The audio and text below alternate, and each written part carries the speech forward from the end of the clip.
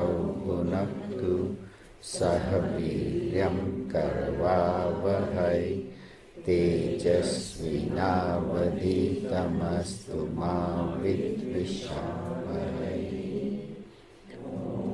Shanti, Shanti, Shanti. Om samasta jana kalyani niratam karunamayam namami chinmayam devam sadgurum brahma vidvaram sadgurum brahma vidvaram. Om parthaya pratibodhitam bhagavatam Narayana swayam sena gratitam purana munina madhye mahabharatam advaitam ritavarshini bhagavati ashtadasha dhyayani ambatvam anusandadhami Bhagavad Gita Bhavatveshini Yam Brahma Varunendra Rudra Marutaha Stunvanti Divyaistavai Vedai Sangha Padakramopanishadai Yantiyam Samagaha Dhyana Vastita Tatgatena Manasa Pashyantiyam Yoginaha Yasyantam Navidutsurasura Devaya Tasmai Namaha. So in chapter 5, points that we have covered so far is the stepwise growth of the individual who starts from selfish activities or karma. That is what we all start from. And then as we have studied in the 3rd chapter, we start doing karma yoga, activities dedicated to the Lord, to society, without I or my, without selfishness. And then Bhagavan Shri Krishna says that slowly you have to even renounce that. Because a lot of us are at the stage where we are semi-retired or close to retirement. Even if we are not at retirement, all the time doing karma is not enough. Slowly I have to detach from karmas to study of the knowledge of the Bhagavad Gita and slowly withdraw mentally. You still continue to do your work, but internally you are more connected with the Lord within. So that is called renunciation or sannyas. And then of course there are some people, we are not at that stage, but there are some who have total dispassion for the world and they put on orange clothes or yellow clothes and just spend their whole life in study and teaching. But for us, we have to slowly withdraw our full attention from the world and spend some time every day in self-study, contemplation, and trying to abide in this knowledge that we are getting from the Bhagavad Gita. And what is the benefit of this? We had studied last week in verse number 6 and 7. Sanyasastu mahabaho dukkham aptum ayogataha yoga yukto munir brahma nachirenadi gacchati. It says that just trying to directly take sannyas and say, I'm not going to work, like what Arjuna had said, is difficult unless you have done karma yoga. So karma yoga is the basic. But once you have decided, then the delay is not much. People say, oh, I'm such a sinner, I have not done good deeds. Bhagavan says, if your mind is in this direction, na chirena, without delay, you will reach. And then last week we also learned the different stepwise. Yog yukto vishuddhatma vijitatma jitendriyaha sarva bhutatma kurvanapina lipyate. So one who has done this yoga, worked for the higher cause, vishuddhatma, is purified his mind, removed negativities, impurities. Vijitatma, controlled his mind and his body, where he decides what I am going to do. And jitendriya, controls his senses. Not let his senses run his life, Then what happens to such an individual? Sarva Bhutatma. Bhutatma, he sees oneness in all. And Kurvan api na lipyate, and this person does all activities without bondage, without getting caught. So today we will learn about the man of wisdom. Man, of course, includes woman, but who is this wise person?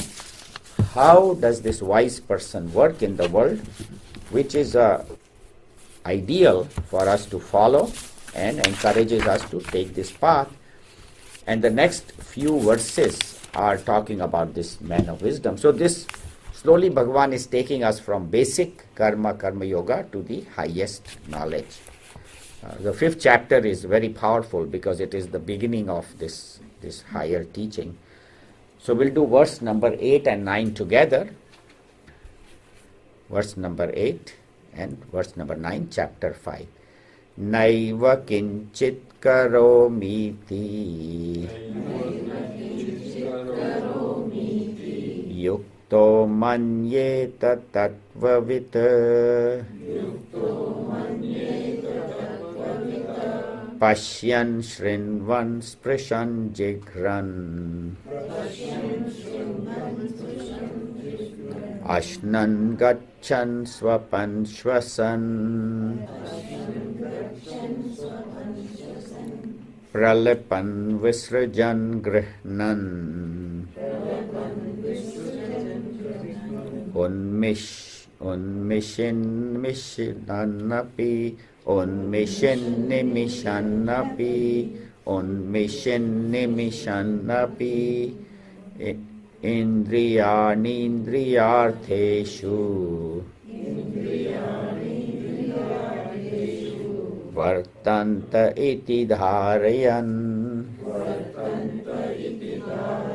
Together, naiva kinchit karomiti yukto manyeta tattvavit pashyan shrunvan sprishan jikran ashnan gachan swapan shwasan pralapan visrujan grihnan unmishin nimishannapi indriyani indriyartheshu vartanta iti dharayan. So, yukto tattvavit. So, these are the two qualities of a wise person. Yukta means attached to the higher. Tattvavit means knower of the truth. So, a knower of the truth whose mind is connected with the higher, with the Lord, what does he do? How does he work? He says he does nothing. Nothing? Yeah, he does nothing. Naiva kinchit karomi iti. I do nothing at all. That's what the wise person thinks. You say, well, so you mean he just sits like a dream, just sitting and lost? Bhagavan says, yes, he does nothing.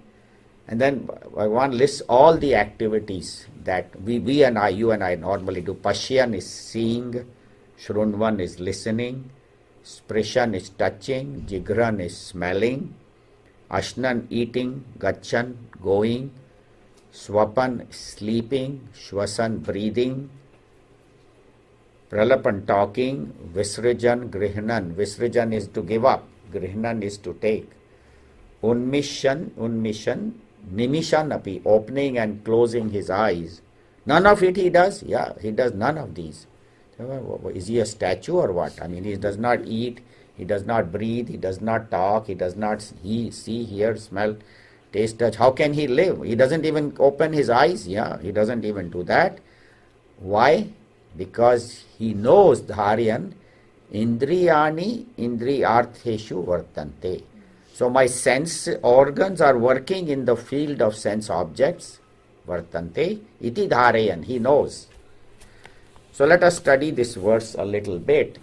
When we say he is not doing anything, but activities are going on, it's not that the wise person does not do activities like you and I. He will act, he will work, he will eat, he will drink, he will, In fact, these listing of these objects, these activities covers all the 4 activities that go on in the body. So when he says Pashyan Shrunvan is talking about the sense organs. Eye see, ears hear, see, hear, smell, taste, touch. Then when he talks about moving around or talking, pralapan, that is all the organs of action, hands, feet, speech, genital organs, organs of excretion. So sense organs are working, organs of action, I'm hearing, I'm speaking, I'm touching. Then the mind and intellect and the memory and the ego, what is called as the inner equipment, antakarana, that also is mentioned in this. Unmishan, that's mentioned in Visrajan Grahanan, taking up and giving. So like bodily I take up things, like I pick up this and then I drop it. Or mentally I take up some emotion and I drop the emotion. They say, why are you so stressed about it? Just give it up. Or intellectually I take up some ideas. This is the right. And then after a while I realize that was not right. So I take and give up at all levels. And then the fourth is the physiological functions, like the digestive system, the respiratory system. So that also is meant in shwasan, in breathing.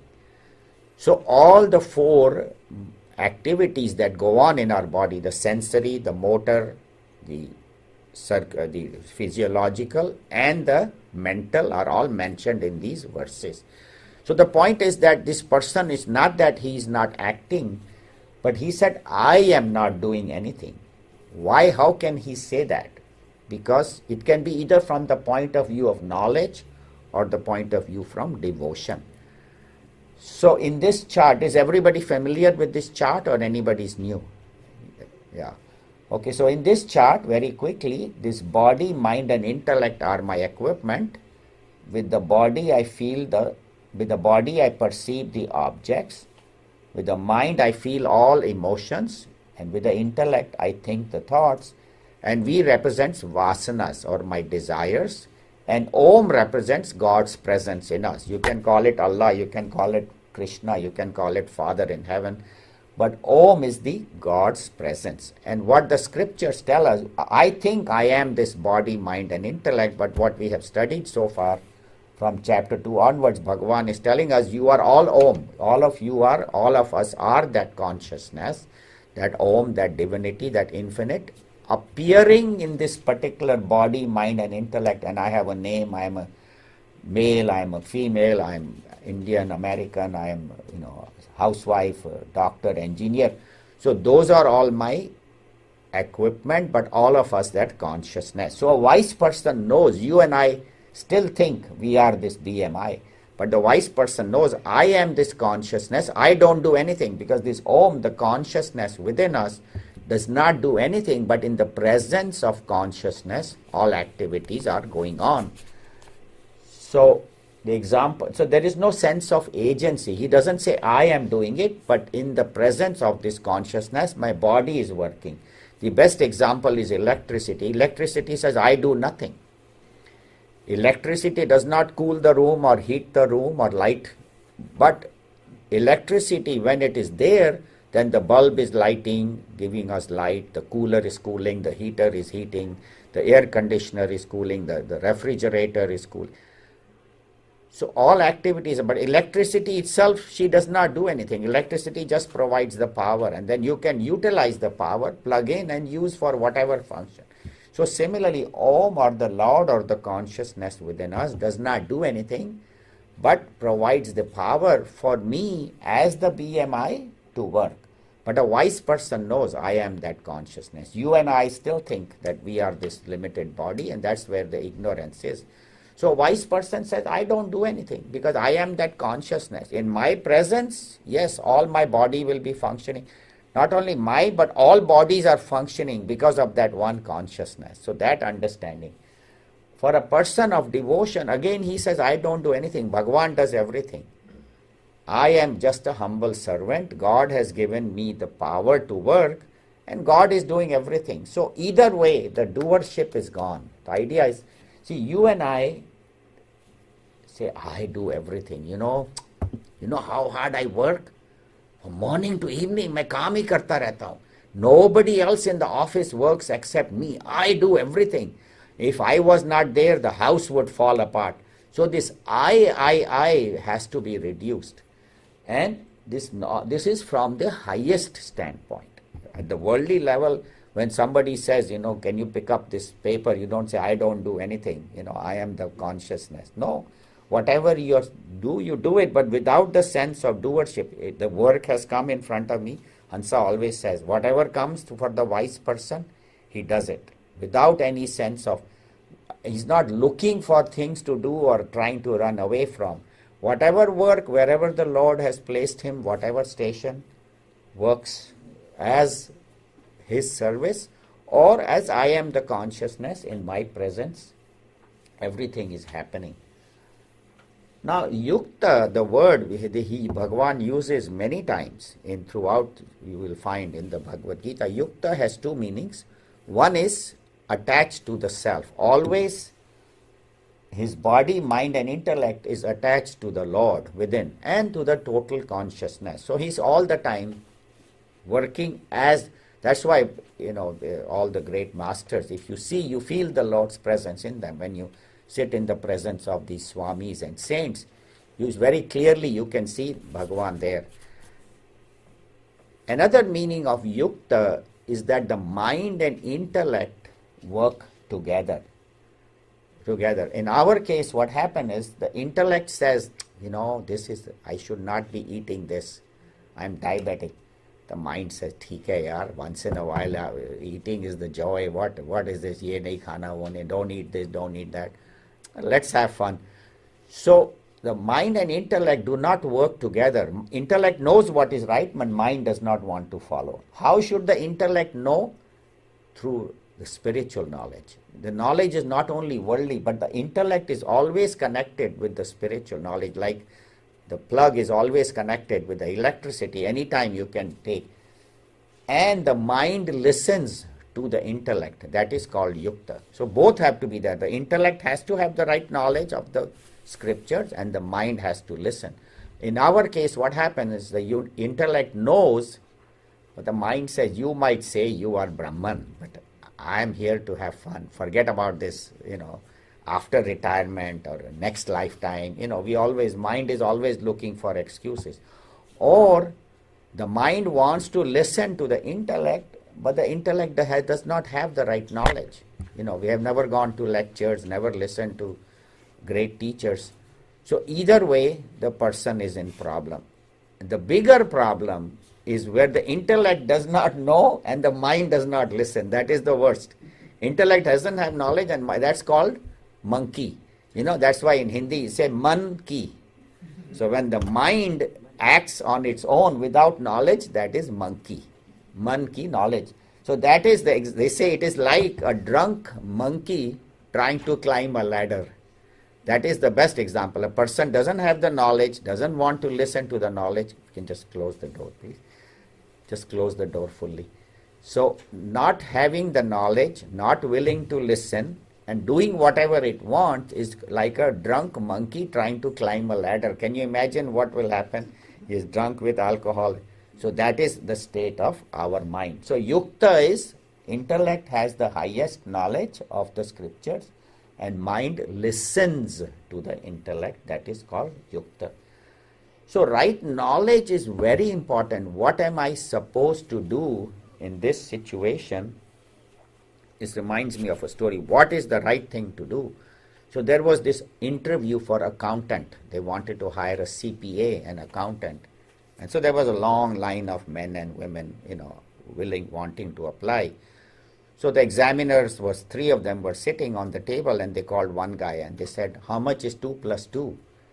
He said, 2 plus 2 is 4. He said, you can go. That's all? Yeah, that's all. So then he walked out. What did they ask you? You came out so quick. They asked me how much is 2 plus 2. And I told them 4, and they told me get out. So, the next guy comes. He said, maybe 4 is not right. I should say more. He says 2 plus 2 is 5. I said, get out, you can leave. Other one said, maybe I said too much. They are same thing. So he said, I told 5 and they told me leave. Other one said, maybe thoda less I should say. So he said, 2 plus 2 is 3. You can leave. Then somebody said, maybe they're saying minus. So the fourth one said, 2 plus 2 is 0. You can get out. Other one, how much is 2 plus 2? 8. All different combination. All of them get out. One last guy is left. Nobody is so far got the job. He walks in, and so they ask him, how much is 2 plus 2? This was for an accountant's job. CPA. He said, how much is 2 plus 2? He says, how much do you want it to be? He got the job. He was, for CPA, that's what it is, right? What now? How much tax in India? They say, how much tax you want to pay this year? So the point is that you have to have the right knowledge and the ability to apply that. And that is what this yukta person is. He has the right knowledge and he is able to apply that. But that does not mean when the wise person says, I don't do anything. For us, it's a very convenient excuse. You do something wrong and say, I didn't do it. I am not the doer. I am that Brahman. Bhagavad Gita says, Bhagavan Krishna says, I've heard in Gita that you are not the doer. So whatever wrong actions I do, no. It does not give us freedom to do the wrong actions. Or a wise person will not say, I don't do anything and will do the wrong actions. Why? Because there is no doership. As long as for you and me, when we do actions, there is a doership, we have to be very careful to do the right thing. And we know, all of us know what is right, either by intellect or by our emotions, by our instinct. So the right action, and even if we know, sometimes the body does not cooperate. The body does not listen. So a wise person, when he says that I am not the doer, there are two meanings come out of it. First of all, this person will not do the wrong things. See, a person whose mind is all the time connected with the Lord will have spontaneous love and compassion for everybody. So his actions automatically become divine, become loving, become compassionate. And he does the right thing because he's guided by the scriptures. And without selfishness, this person is working. Secondly, if by mistake, even a wise person, say, commits some mistake, maybe because of his vasanas or because of wrong understanding, or he did not know the situation, then when a wrong action is committed, even by a realized master or a Mahatma, the consequences will come. And the wise person is ready for the consequences. He says, yes, by mistake, I did something wrong, galti ho gayi, but whatever karma comes, I am ready for that. And again, then he knows that I am this consciousness. So the bad result comes to who? To the body, mind and intellect. He says, that's okay. My body may be suffering. I may have some emotional, maybe I may be insulted or hurt, but that is not happening to me. The example they give is like a mirage. Say now I am walking through the desert, or I'm going in a horse or a camel or a car, and I'm very thirsty, I don't have any water, and then I see this shining, it looks like water, and so I stop there and I walk close and I find it's a mirage. It's not real, it is a sand, but with the sunlight reflected on the sand makes it look like there was water, and I was running to there because I'm thirsty, I don't have water, and my water bottle is finished. But having understood that this is sand, is not water, when I come close, will I jump in that sand and try to wash my face or drink? No. I have understood that this is sand, it's not water, it was my misunderstanding. And so I'm not going to dip my bottle in that sand saying, oh, I used to think it is water, so it is water. I have understood it is mirage, so I'll give it up and go for the next available water. So similarly, the wise person has understood that this world is a mirage. The world is a dream, it is an appearance upon that consciousness, just as the water is an appearance upon the sand. Once you have understood that it is not water, it is sand, you will not anymore look for my thirst to be satisfied by that sand. So similarly, once this person has understood that consciousness is everything and this world is a mirage, it is an appearance, then he does not look for happiness. He doesn't say the world should give me happiness, just as we don't expect that sand to give us water. He said everything is that consciousness. So this world is there. I'm going to work, I'm going to do whatever is required, whatever is necessary, but he's no longer seeking happiness from things, beings, people, position, situation, because he has found the source of happiness within. So that is the essence of this verse, these two verses put together, that activities will continue to go on, but the wise person knows that the Lord is doing everything. And the point of devotee or the point of knowledge is, I am this Brahman consciousness, and in my presence, from the highest standpoint, when this person has understood, then he sees that yes, all activities are going on, but I don't do anything. Naiva kinchit karomi. Kinchit means nothing at all I do. So that is the message, the essence of this wise person. We are done with our class. It's a little difficult, but the next 3 or 4 verses will repeat this idea. So next week is one of the most beautiful verses in this chapter, which is how this wise person, where all the 3, karma, bhakti and knowledge, all 3 are summarized in the next verse. Brahman adhyaya karmani sangam tyaktva karoti yaha lipyate nasa papena padma patram eva ambasa. So we'll do that next week. Anybody has any quick question or comment? Yes? Just to kind of recap, it sounds as though what you were just talking about sounds like the Buddhist idea of this life is suffering. Life is suffering. Life is suffering. And the whole meditation is to think about nothing. And so that, and I know Buddhism comes from... Yeah, my thinking is opposite. My thinking is this life is fun. See, once you have this knowledge, then the life is fun. Even when the problems arise, just watch them and say, okay, but when I am attached to the Brahman, then life is automatically fun. To say life is suffering is a very pessimistic philosophy. That's why they say Brahman is Sach Chit Anand. Existence, consciousness, bliss. So my nature is bliss. So how can my life be suffering? This body, yes, will go through problems as we get older, mentally, intellectually, but I am happy. So the idea should be this life is bliss. And in the bliss, yes, some things will happen. So you can twist that. Say everything is happy. Even what is happening is good. Even tomorrow I get sick or I get some tragedy happen or I lose a job. There is some message in it. So yes.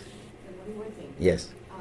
It seems as though on the chart, the body, the mind, and the intellect, they are really mitigated by the vasanas. Yes, vasanas are the ones driving it. Yes. They're the ones driving it. Right. Okay, and just to be clear about the whole idea of karma. Karma means work. Right. But then in our culture, we think about karma as, we have to go through this because of what we've done in the past. Destiny, yes. Testing it. Okay. And all that karma is really the vasanas which then inform. Yes. And we can modify our vasanas by doing karma yoga.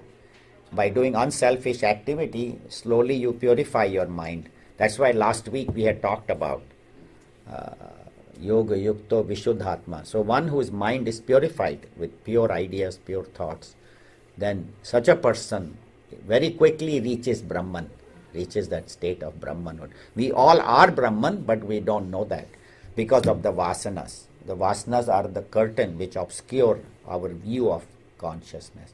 So as we purify the mind, the vasana layer becomes thinner and thinner. Gurudev always tells that, and the thinner the vasana layer, the more coordinated the mind and intellect, the closer we are to the truth. So the goal of our life is to reduce the vasanas, connect with the Lord, and ultimately the final state of enlightenment is not in our hands. That only can happen by divine grace. So I put in my effort, do whatever I need to, purify the mind, do the right karmas, have the right knowledge, and then surrender and say, Bhagwan, now you are the one. So that state of surrender has to be there, that I am not the doer. I don't do anything. Naiva kinchit karomi. I don't do anything. Yes. Om Sarve Bhavantu Sukhinaha Sarve Santu Niramayaha Sarve Bhadrani Pashyantu Ma Kaschet Dukhabhag Bhave Om Shanti Shanti Shanti. Harihi Om. Shri Guru Harihi Om.